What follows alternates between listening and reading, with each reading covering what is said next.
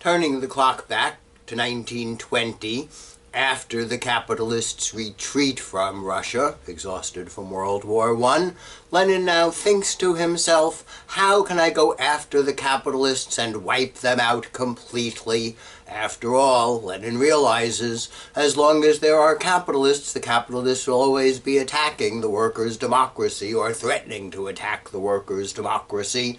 Capitalists could never stand the prospect of a workers' democracy anywhere in the world. Capitalist workers get a whiff of the idea of electing their bosses. That'll be the end of capitalism everywhere in the world. So Lenin thinks to himself, how can I go after the capitalists and wipe them out? Then there won't be any capitalists left to attack anymore or threaten to attack anymore.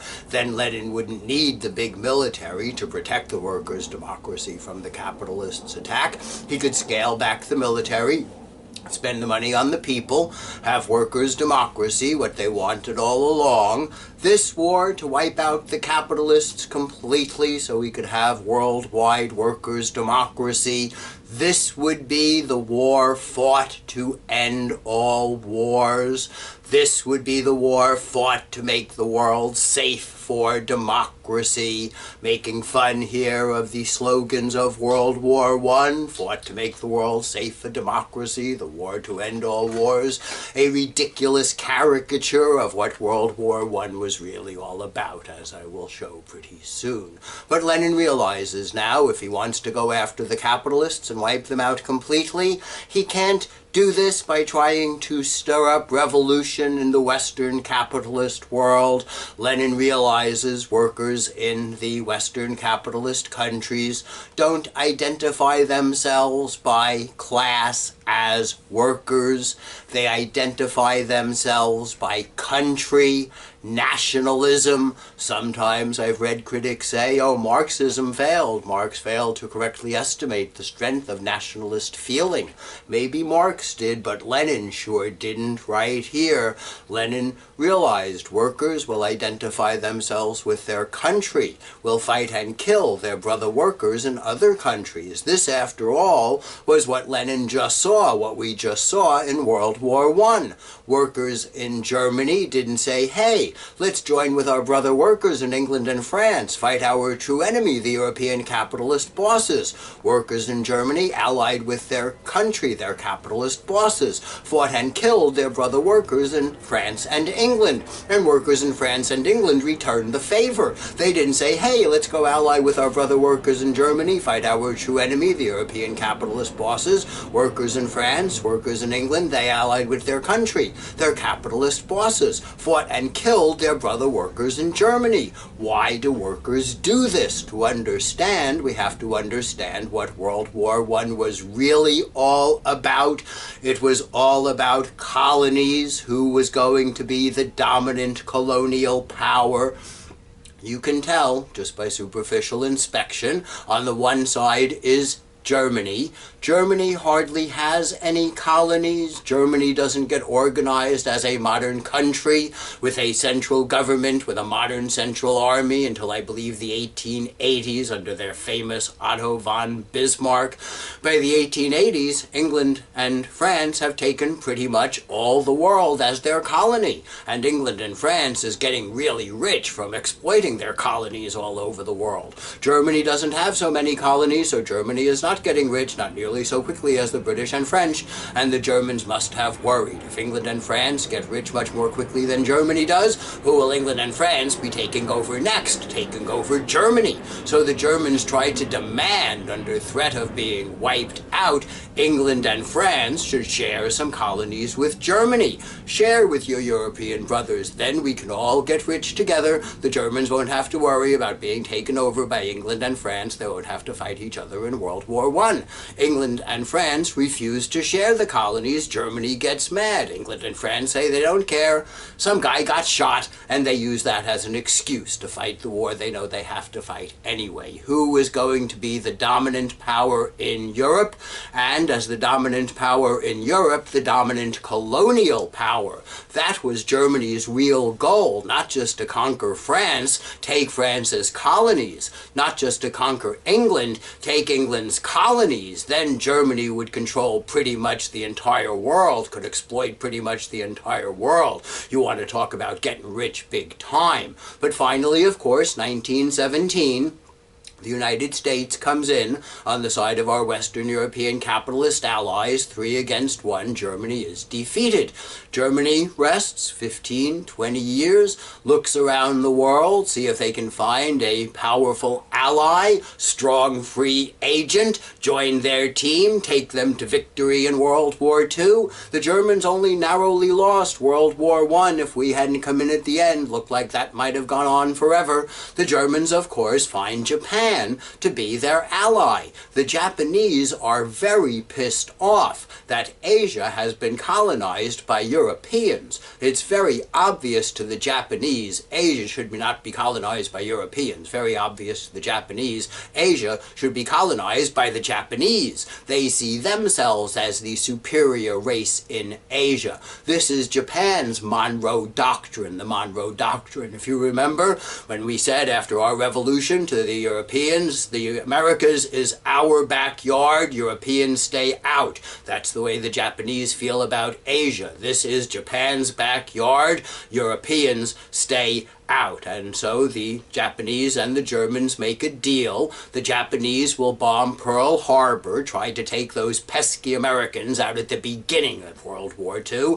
Then the Japanese and the Germans could go at the British and French together. And if they won, they would split the world. Japan would get Asia, that's roughly half, and Germany could have the rest. We dropped the atomic bomb on Hiroshima and Nagasaki, so much for that. But the reason then that workers identify their interests with their country, and in the short run, probably correctly, workers in England, workers in France realize England and France is powerful, so England and France is rich, and my chances of getting a good paying job in a rich country are much better than my chances of getting a good paying job in some poor country. German workers realize on some level Germany has not been powerful, so Germany is not rich, but if Germany can get powerful, Germany will get rich, and then some of that wealth will be shared by the German workers. I think the American people realize this on some level also. I don't think it's ever made very explicit, but I think we all realize as long as the United States is powerful, the United States will be rich,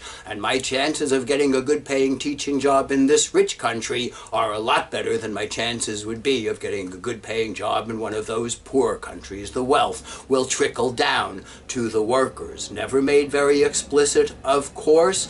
People aren't taught that we're fighting over colonies, because if they were moral people who believe thou shalt not steal, what does a moral person want to do as soon as they find out they have accidentally come into possession of stolen property? Anybody know? They would want to return the stolen property. They don't want you to think of returning the wealth that we stole. Of course, I've tried to argue earlier, capitalism really doesn't encourage this type of morality with competition, nice guys finish last. I think if most people found out that we stole our wealth, they wouldn't care. So we stole it, screw you, Jack, just try getting it back. But they don't want to upset anybody, and so we are not taught that we stole our wealth. We're taught that we deserve our wealth. We're taught this, of course, in the media, which is owned by the rich, and in the schools, which is run by the government, which is elected by the rich. They don't teach you that we stole our wealth. They don't want anyone to be upset. They teach you we deserve our wealth. We Americans are a very hard-working people, as opposed to all those lazy people in the rest of the world who just want to come here to collect welfare. We Americans are an especially intelligent people. Yankee ingenuity, if you've ever heard that phrase from Mark Twain. Smart enough to use the free enterprise economic system, best economic system ever devised by man, teach you you deserve your wealth, you work hard, you're intelligent. After all, you know we're the richest country in the world. If you think we worked hard and deserve our wealth, you will be proud of your country, its wealth, its accomplishments. patriotic, that's the main thing, make you patriotic, willing to fight hard, to defend your country's hard-earned wealth. Or if you're too chicken to do the fighting yourself, at least support the troops that are doing the fighting. So Lenin realizes you can't stir up revolution in the Western capitalist countries. They're made rich. As the legacy of colonial exploitation, a rich worker is a happy worker, not willing to risk their life in a revolution. Maybe if your children are starving, parents would be willing to risk their lives in a revolution to give their children freedom and opportunity. But in Europe now, the children aren't starving, especially nowadays. Give them welfare, give them food stamps. The children aren't starving, then parents will just want to raise their kids, pretty much what anybody wants to do in life. So I have noticed. And so Lenin realizes if you want to stir up revolution, you can't do it in the Western countries, rich from colonial exploitation. You have to go to the colonies, the places we stole from, where people are poor. Asia, Africa, South America, still full of very poor people. Go to these countries, the former colonies, Asia, Africa, South America. Give those poor, desperate parents weapons, modern weapons. Teach them how to use the weapons. Very important, of course. You have to be taught how to use weapons. I remember during the Cold War, we would read, oh, Russian advisors in China, Russian advisors in Vietnam, Russian advisors in Cuba, making it look like it wasn't a local revolution. The Russians were involved. You get some weapons, modern weapons. Somebody has to teach you how to use them. When I bought myself a 12-gauge shotgun, most powerful weapon for purposes of home defense, first thing I did was go to a gun range and had somebody teach me how to use it. I thought that would be a smart thing to do. So go to the colonies, give those poor desperate parents weapons, teach them how to use the weapons. They'll rise up in revolution, kick out the army of the colonialist and the locals who have sold out to the colonialist to get favors for themselves and their families.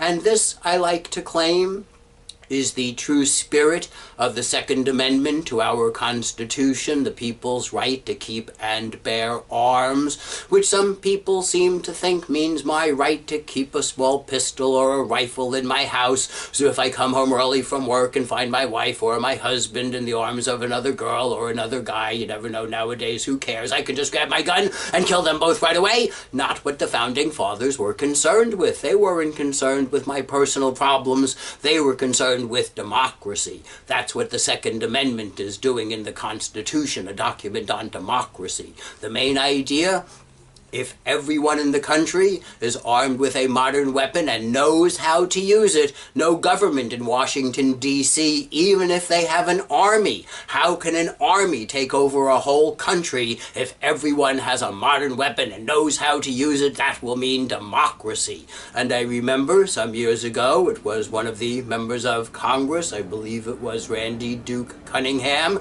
called not only to legalize automatic rifles, he also wanted to make it legal for people to own anti-tank weapons and surface-to-air missiles. Can you imagine what the 4th of July would look like? But this was his idea. As long as the government has tanks and helicopter gunships, they want to take over San Diego, they roll a tank into San Diego, I take out my 12-gauge shotgun, most powerful weapon for purposes of home defense, I fire my 12-gauge shotgun at the tank, I may as well be firing a cotton ball at the tank, I may as well be firing a pea shooter at the tank. You need an anti-tank weapon. That's what he was thinking. If everyone is armed with a modern weapon and knows how to use it, no government, even if they have an army, can conquer a country. If everyone has a weapon and knows how to use it, that means democracy. And so that was Lenin's strategy, the strategy of the Second Amendment. Go to these countries that we stole from the colonies, give those poor desperate people weapons, teach them how to use the weapons. They'll rise up in revolution, kick out the army of the colonialists. Don't forget the locals who sell out to the colonialists to get favors for themselves and their families. Usually when these revolutions are over, of course, they have to run. They're seen as traitors. They come here. These countries then will become independent, just like the United States had a revolution, became independent from the colonial power that was stealing from us. We became independent from England. England couldn't steal from us anymore. So Lenin thinks, let every country have an American-style revolution. Let every country have a revolution, kick out the colonialist that is exploiting them. Then, when finally all the colonies have had their revolutions, the Western capitalists, the colonial powers, won't have anyone to exploit anymore. Then, when they don't have anyone to exploit anymore, over time, the Western capitalist countries, the colonial powers, won't be so rich anymore. Then their workers won't be so happy with capitalism anymore. Then maybe their workers will start to think, hey, maybe we should have a workers' democracy like everybody else, share the profits of the rich among the workers, elect our bosses, no more arbitrary dictators, get rid of the rich elite that run the government, have a government of the people. And as I have grown older, I was born in 1951, pretty much at the beginning of the end of the colonial period. Iran democratically elects Mohammad Mossadegh to be their prime minister in 1951, the year that I was born. Iran gets their freedom. That'll be a lecture in the near future. As I've grown older, all the countries have had their revolutions. There are no colonies anymore. Now other countries are getting rich. We are not as dominant as we used to be. Imagine, say, if all the wealth in the Middle East that's going to the oil-producing countries, we were stealing all of that wealth like we used to and distributing it among ourselves. We don't get to do that anymore. These countries have become independent. They're pursuing their own self-interest. They're trying to get rich at our expense, and so we're not as rich as we used to be, we're not as dominant as we used to be. Maybe I'm seeing this process unfold in front of my eyes. And so the first country to have its homegrown revolution after the Russian Revolution in China, very appropriate since China is around and still called a communist country, although of course I pointed out at the end of the preceding lecture on war communism, they are a war communist country, and so the next lecture on war communism in China.